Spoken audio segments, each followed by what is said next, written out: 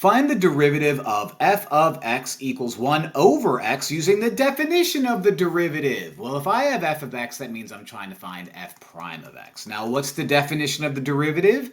Well, that's the limit as h approaches 0 of f of x plus h minus f of x all over h.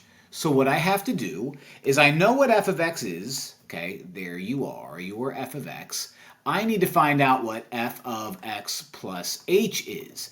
And really all I have to do here is substitute x with x plus h and I get 1 over x plus h. So that's not so bad. So let's continue the problem and see what happens. And I know I'm going to have radicals or rationals or whatever they're called, and no one likes those, but nah, I'll be all right. I'll just give myself plenty of space.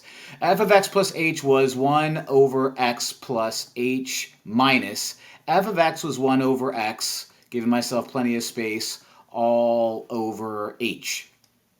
Here's the issue. Can't plug in 0 for h because I get 0 on the bottom. That's no good. So what I'm going to want to do first is I'm going to want to combine these fractions up here in the numerator. That's why I left all that space there. And the way you're going to do that is you're going to multiply this guy by x over x and this guy by x plus h over x plus h. And that way I'll have on the top x times x plus h, like so. You become x, you get distributed, but it's a minus sign. Oh, be careful. So it's minus x minus h, that was a close one, all over h. So I'm still dealing with the limit as h approaches 0 of u2 cancel out, negative h over, let's distribute that out, x squared plus xh all over h. Again, h on the bottom is an issue.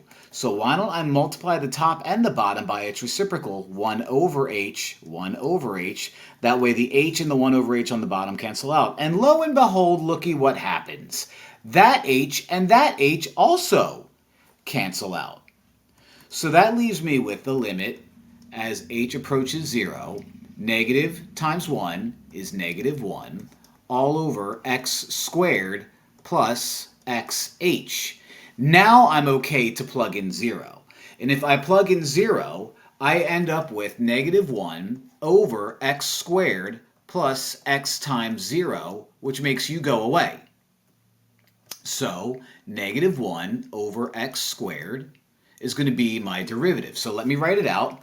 F prime of x equals, let me pull that 1 completely out, negative 1 over x squared, which in this case is going to be a. Crazy fun.